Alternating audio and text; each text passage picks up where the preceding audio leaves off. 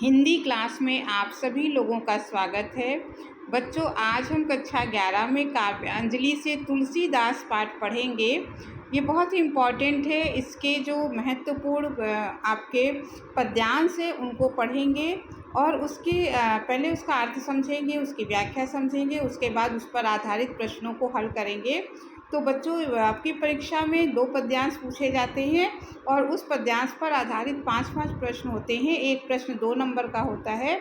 इस तरीके से 5 प्रश्न, ये 10 नंबर का आपका प्रश्न होता है और ये बहुत ही इम्पॉर्टेंट पाठ है आपका। इसके लिए पद्यांश इसमें से ज़रूर एक ना एक पूछा जाता है। बड़ा पाठ है तो यह इसमें से एक ना एक ज़रूर आता है। तो बच्चों, आज इस वीडियो में हम इसी पाठ को लेने वाले हैं। रामचरित मानस है, इसमें कवितावली है, दोहावली है और विनय पत्रिका है। कई इसमें जो है अलग अलग कविताएं दी हैं, संकलित की गई हैं। तो बच्चों, आप इस वीडियो को आखिरी तक ज़रूर देखिएगा ताकि आपको ये पाठ और इस पाठ में आए हुए जो इम्पॉर्टेंट पद्यांश हैं और उस पर आधारित प्रश्नोत्तर अच्छे से समझ में आ जाए। और अगर आप इस तरह के और भी नए नए वीडियो पाना चाहते हैं तो आप चैनल को सब्सक्राइब कर लीजिए। आपके लिए लगातार ऐसे वीडियो बनते रहेंगे और आप तक पहुंचते रहेंगे।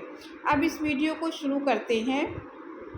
ये कवितावली से लिया गया है और बहुत ही इम्पॉर्टेंट पद्यांश है। ये पद है जो बहुत ही इम्पॉर्टेंट है और परीक्षा में अक्सर ये पूछा जाता है।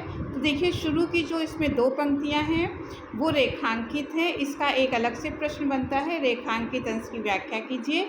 तो इसी के साथ आप इसको अच्छे से समझ लीजिएगा क्योंकि इस पर रेखांकित अंश की ही व्याख्या करनी होती है 2 नंबर के उस प्रश्न में। तो यहाँ पर सबसे पहले कहा गया है, ये कवितावली से लिया गया है और इसका प्रसंग अगर बताया जाए तो हृदय घाव मेरे पीर रघुबीरे।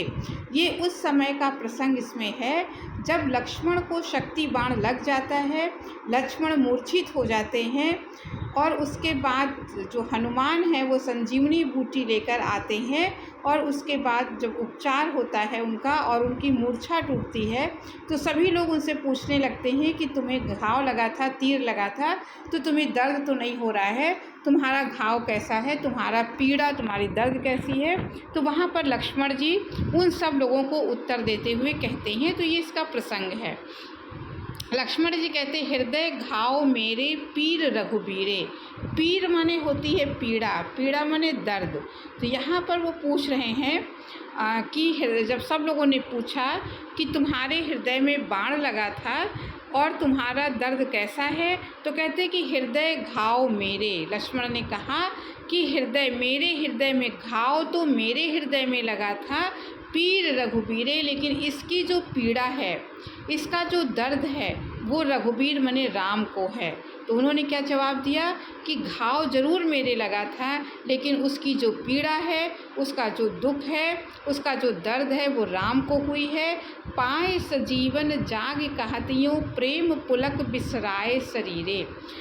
पाए सजीवन माने संजीवनी बूटी को पाकर, जाग कहत यूं, संजीवनी बूटी को पाकर मूर्छा से जागकर इस प्रकार लक्ष्मण सबसे कहते हैं, प्रेम पुलक बिसराए शरीरे। और राम के प्रेम से इतना पुलकित है उनका हृदय, अपने भाई के प्रेम से इतना भरा हुआ है कि बिसराए शरीरे, बिसराए माने भूल जाना, वो अपने शरीर को भी पूरी तरह से भूल गए हैं कि उन्हें बाण लगा था और उन्हें कोई घाव लगा हुआ है।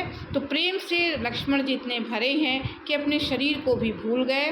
मोहि कहाँ बूझत पुनि पुनि पाठ अरथ चर्चा कीरे। कीरे का मतलब होता है तोता। अब यहाँ पर एक उदाहरण देते हैं, अपनी बात को समझाने के लिए लक्ष्मण ने उदाहरण दिया तोते का। कहते कि मोहि कहाँ बूझत पुनि पुनि, पुनि पुनि माने बार बार, तुम मुझसे बार बार क्यों पूछते हो? जैसे पाठ अर्थ चर्चा कीरे, जैसे तोता जो पिंजड़े का तोता है वो राम राम कहता है।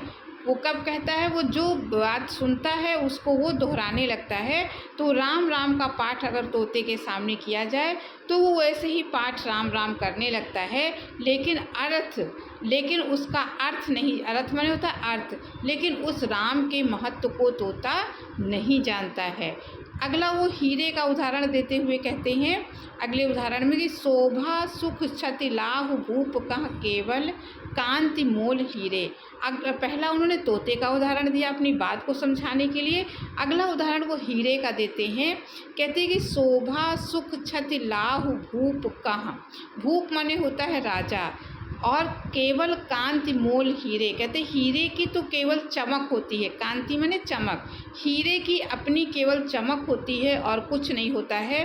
शोभा, जिस भूप माने राजा, जिस राजा के पास हीरा होता है शोभा उसकी बढ़ती है, सुंदरता उसकी बढ़ती है, सुख उसको मिलता है। और अगर हीरा खो जाए तो क्षति माने हानि भी राजा को होती है, और लाभ माने लाभ, माने हानि और लाभ राजा को होता है। शोभा माने सुंदरता भी राजा की बढ़ती है, सुख भी राजा को होता है, और हानि भी राजा को होती है, और लाभ भी राजा को होता है। हीरे का कुछ भी नहीं बिगड़ता है, हीरे की तो केवल अपनी चमक होती है। तुलसी सुनि सौमित्र बचन सब धरि न सकत धीरो धीरे। अब तुलसीदास जी यहाँ कहते हैं सुनि सौमित्र बचन सब। इस प्रकार सौमित्र लक्ष्मण का एक नाम है क्योंकि वो सुमित्रा के पुत्र हैं। तो कहते इस प्रकार सुमित्रा नंदन लक्ष्मण के वचनों को सुनकर उस समय धैर्य न सकत धीरो धीरे। धीरो माने धैर्य, उस समय धैर्य भी धैर्य धारण नहीं कर सका। उपमा राम लखन की प्रीति की क्यों दीजे खीरे नीरे। खीर माने होता है दूध और नीर माने होता है पानी। कहते हैं कि अगर राम और लक्ष्मण के प्रेम की तुलना दूध और पानी से की जाए तो वो भी ठीक नहीं है, क्योंकि हम जानते हैं कि दूध और पानी को अगर एक में मिला दिया जाए तो हंस जो है वो दूध पी लेता है और पानी को अलग कर देता है, हंस दूध और पानी को अलग कर देता है। लेकिन इसलिए दूध और पानी से भी इनके प्रेम की तुलना नहीं की जा सकती है, उपमा नहीं दी जा सकती है, क्योंकि हंस उसको अलग कर देता है, लेकिन राम और लक्ष्मण के प्रेम को इस संसार में कोई अलग नहीं कर सकता है। तो ये आप समझ गए होंगे। अब इस पर आधारित प्रश्नों को देख लेते हैं, कौन कौन से प्रश्न हैं। अब यहाँ पर देखिए, पहला आपका प्रश्न है, ये प्रश्न निर्धारित होता है, इसमें दिया गया है रेखांकित पद्यांश के पाठ एवं कवि का नाम लिखिए। तो पाठ का नाम आप लिखेंगे कवितावली और कवि का नाम तुलसीदास, अथवा उपर्युक्त पद्यांश का संदर्भ लिखिए। तो यहाँ पर आप संदर्भ लिख देंगे, इसमें भी पाठ और कवि का नाम ही लिखना। ये प्रश्न या तो ऊपर वाला या नीचे वाला किसी भी एक तरीके से इस प्रश्न को पूछा जा सकता है। अगला रेखांकित अंश की व्याख्या कीजिए। तो अभी आपको पूरा पद्यांश पढ़ाया गया है, तो आप रेखांकित अंश के जो 2 लाइनें हैं उसकी व्याख्या उसी तरीके से आप लिख लीजिएगा। इन पंक्तियों में लक्ष्मण ने घाव और पीड़ा के संबंध में क्या कहा है। तो इन पंक्तियों में लक्ष्मण ने घाव और पीड़ा के संदर्भ में कहा है कि घाव तो मुझे लगा है लेकिन उसकी पीड़ा राम को है। अगला प्रश्न देखते हैं, लक्ष्मण के अनुसार घाव की पीड़ा को श्री राम ही किस प्रकार जान सकते हैं। क्योंकि लक्ष्मण और राम का जो प्रेम है वो बहुत ही घनिष्ठ है, बहुत ही प्रगाढ़ है, इसलिए लक्ष्मण की पीड़ा को राम ही उसे अच्छी प्रकार से समझ सकते हैं। राम और लक्ष्मण के प्रेम के संदर्भ में कवि ने क्या कहा है। तो राम और लक्ष्मण के प्रेम के संदर्भ में कवि ने कहा है कि इनका जो प्रेम है उसकी तुलना दूध और पानी से भी नहीं की जा सकती है, क्योंकि दूध पानी को हंस अलग कर सकता है लेकिन राम और लक्ष्मण के प्रेम को कोई अलग नहीं कर सकता है। अब इसके बाद दूसरा पद्यांश देखते हैं कौन सा है। अगला लिया गया है हमारे दोहावली से। इसमें 2-2 पंक्तियों के दोहे आपके संकलित हैं। तो ये जो दोहा है बहुत इम्पॉर्टेंट है। इसमें जो चकोर पक्षी होता है, चातक या चकोर उसका नाम कहते हैं, चातक भी कहते हैं, चकोर भी कहते हैं, तो उसके बारे में इसमें बताया गया है। तो कहते हैं कि मान राखिबो मांगिबो पीसो नित नौनेह। मान माने सम्मान। जो चातक है, वो जो चकोर पक्षी है, वो बहुत ही स्वाभिमानी होता है। मान राखिबो वो अपने सम्मान की रक्षा भी करता है और मांगिबो माने मांगता भी है। आप संसार में देखिए, जो व्यक्ति किसी दूसरे के आगे हाथ फैलाता है, मांगता है, तो उसका मान सम्मान समाप्त हो जाता है। लेकिन यहाँ जो चकोर पक्षी है वो मांगिबो माने मांगता भी है और मान राखिबो अपने सम्मान की रक्षा भी करता है। पियसो नित नव नेह, और अपने प्रियतम बादल से हमेशा प्रतिदिन उसका प्रेम नित नया बढ़ता ही जाता है। और सांसारिक रूप में अगर हम देखें, अगर हम किसी से कुछ मांगते हैं, हाथ फैलाते हैं, तो हाँ उसके साथ जो प्रेम है वो नष्ट हो जाता है। तो सांसारिक व्यक्ति से मांगने से प्रेम नाश होता है। लेकिन फिर चकोर के बारे में कहा गया कि वो मांगता भी है, अपने सम्मान की रक्षा भी करता है और अपने प्रियतम बादल से प्रतिदिन अपने प्रेम को नया भी करता जाता है, बढ़ाता जाता है। तुलसी तीन्यू, देखिए अंडरलाइन आ गई है, इसका व्याख्या के लिए प्रश्न आएगा। तुलसी तीन्यू तब फबें जो चातक मत ले हो। तुलसीदास जी कहते हैं कि संसार में ये तीनों चीज़ें फबे माने अच्छी, तभी अच्छी लगती हैं, तभी ठीक लगती हैं जो चातक मत ले हो, जो चातक के अनुसार काम किया जाए, तभी ये सारी चीज़ें अच्छी लगती हैं। अब ये दोहावली थी, दोहा आपने समझ लिया। प्रश्न देखते हैं। पद्यांश के पाठ एवं कवि का नाम लिखिए। तो पद्यांश के पाठ का नाम दोहावली है और कवि का नाम तुलसीदास है। रेखांकित अंश की व्याख्या कीजिए। तो अभी आपको समझाया गया है, आप इस दोहे का पूरा अर्थ लिख देंगे। इस दोहे में किसकी विशेषताओं पर प्रकाश डाला गया है? तो इस दोहे में चातक की, जो चकोर पक्षी है, उसकी विशेषताओं के बारे में प्रकाश डाला गया है। यहाँ चातक के संबंध में क्या कहा गया है? यहाँ चातक के संबंध में कहा गया है कि चातक मांगता भी है, अपने सम्मान की रक्षा भी करता है और अपने प्रिय बादल से अपने प्रेम को प्रतिदिन वो बढ़ाता भी रहता है। अगला फिर प्रश्न है, तुलसीदास के अनुसार व्यक्ति का जीवन कब सफल हो सकता है? तो तुलसीदास के अनुसार व्यक्ति जब भगवान से मांगता है, जब भगवान से अपने जीवन की चीज़ें लेता है या भगवान से अपने प्रेम को बढ़ाता है, तभी उसका जीवन सफल हो सकता है। राम से प्रेम करने पर ही उसका जीवन सफल होता है। अब अगला दूसरा दोहा देखते हैं, इसी के बाद का ये दोहा है और ये भी चकोर पक्षी के लिए ही ये कहा गया है। यहाँ पर कहा गया है, नहीं जाचत नहीं संग्रही शीस नाई नहीं ले। जो चकोर पक्षी है, अभी ऊपर आपको बताया गया, इतना स्वाभिमानी होता है कि नहीं जाचत, वो हर किसी से याचना नहीं करता है, हर किसी से वो मांगता नहीं है, नहीं संग्रही और ना संग्रह करके रखता है। वो अपने भोजन को, अपने पानी को इकट्ठा करके भी, संग्रह करके भी, एकत्रित करके नहीं रखता है। शीस नाई नहीं ले और सिर को झुका कर नहीं लेता है। तो यहाँ पर चकोर पक्षी स्वाति नक्षत्र के बादलों से जब पानी बरसता है, तो उसकी जो पानी बरसता है तो मुंह उठाकर अपनी चोंच में सीधे पानी पी लेता है, वो ज़मीन में गिरा हुआ पानी नहीं पीता है। इसीलिए कवि ने यहाँ कहा कि वो हर किसी से मांगता नहीं है, केवल स्वाति नक्षत्र के बादलों से मांगता है और किसी बादल से वो याचना नहीं करता है, ना वो एकत्रित करता। जितनी उसकी प्यास होती है वो सीधे अपने मुंह में पानी लेकर पी लेता है, उसको फिर इकट्ठा करके नहीं रखता है और सिर झुकाकर नहीं लेता है, सिर ऊपर उठाकर वो लेता है। इतना स्वाभिमानी है। ऐसे मानी मांग नहीं को बारिद बिन देई। बारिद माने होता है बादल। कहते हैं कि मांगने वाला अगर इतना अधिक स्वाभिमानी हो तो बादल के सिवा भला उसे कौन दे सकता है। तो अब देखते हैं इसके प्रश्नोत्तर। पद्यांश के पाठ एवं कवि का नाम लिखिए। तो पाठ का नाम दोहावली, कवि का नाम तुलसीदास। रेखांकित अंश की व्याख्या आपको भी समझाई गई है, उसी हिसाब से आपको करनी है। अगला हमारा प्रश्न है, चातक की मांगने और एकत्र करने से संबंधित किस विशेषता का उल्लेख किया गया है?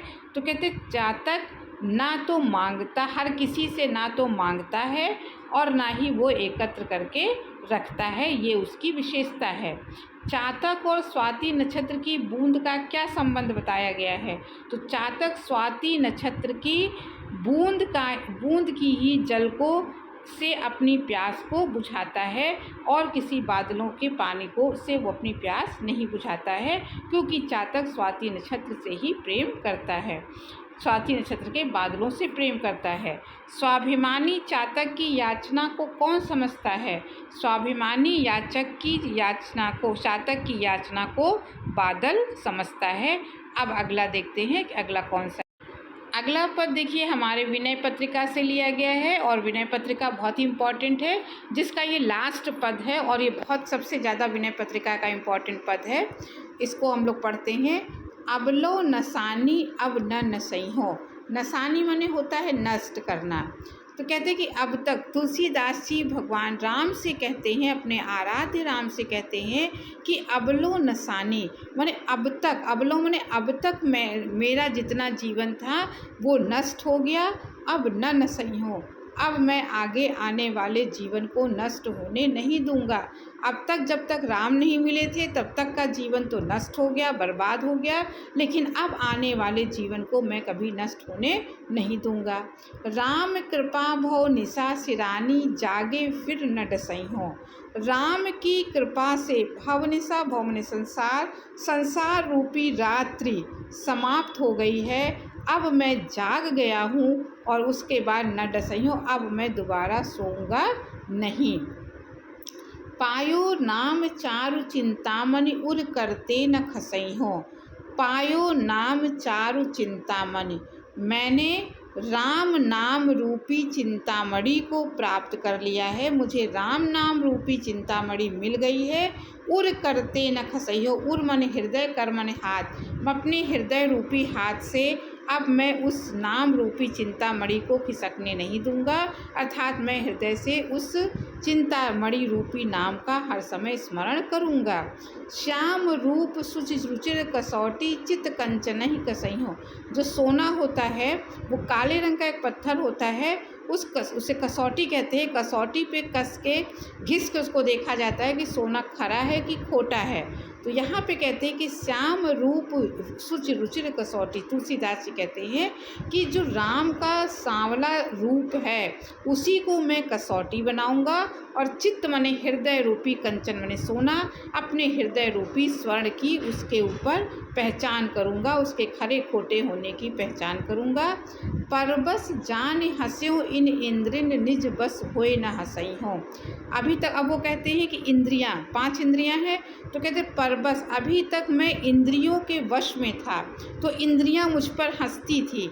अभी तक मैं इन इंद्रियों के वश में था, जो ये कहती थी वो मैं काम करता था, तो ये इंद्रियां अपना दास समझकर, मुझे अपना गुलाम समझकर मुझ पर हंसती थी। निज बस होए न हंसई हो। अब मैं इन इंद्रियों को अपने वश में कर लूँगा और इन्हें अपने ऊपर हंसने का मौका नहीं दूंगा। मन मधुकर पन कर तुलसी रघुपति पद कमल बसई हो। मन मधुकर और पद कमल में रूपक अलंकार है। तो यहाँ पे कहते हैं मन मधुकर मने मन रूपी, मधुकर मने भंवरा, पन मने प्रण करके। कहते हैं कि मैं अपने मन रूपी भंवरे को प्रण करके रघुपति पद कमल बसई हो। राम के चरण रूपी चरण कमलों में मैं अपने मन रूपी भंवरे को उसी में समाऊंगा, उसी में लगा दूंगा। मैं अपने मन को इधर उधर भागने नहीं दूंगा। तो अब देख लेते हैं इनके प्रश्नोत्तर। पद्यांश के पाठ एवं कवि का नाम लिखिए। तो पाठ का नाम आपका होगा विनय पत्रिका, कवि का नाम तुलसीदास, और रेखांकित अंश की व्याख्या आपको जैसे समझाई गई है उसी तरीके से आपको करना है। अब आगे आता है तीसरा प्रश्न। तुलसीदास जी के जीवन में रघुनाथ जी की कृपा से अब क्या क्या समाप्त हो गया है? तो तुलसीदास जी के जीवन में रघुनाथ जी की कृपा से अब संसार रूपी रात्रि समाप्त हो गई है। अब तुलसीदास को कौन सी चिंतामणि प्राप्त हो गई है? अब तुलसीदास को राम नाम रूपी चिंतामणि प्राप्त हो गई है। अगला प्रश्न, तुलसीदास जी अब किस प्रकार समाज में उपहास का पात्र नहीं बनेंगे? तो तुलसीदास जी कहते हैं कि मैंने अपने इंद्रियों को अपने वश में कर लिया है, अब मैं किसी को अपने ऊपर हंसने नहीं दूंगा, मैं समाज के उपहास का पात्र नहीं बनूँगा। तो बच्चों आपको अच्छे से समझ में आ गया होगा ये जितने बहुत ही इम्पॉर्टेंट थे जो आपको इस वीडियो में पढ़ाए गए हैं, आपको अच्छा लगा होगा। तो बच्चों वीडियो अगर आपको अच्छा लगा हो तो आप चैनल को सब्सक्राइब कीजिएगा, लाइक कीजिएगा, अधिक से अधिक शेयर कीजिएगा। आप अगले वीडियो में फिर किसी टॉपिक के साथ मिलेंगे, तब तक के लिए धन्यवाद।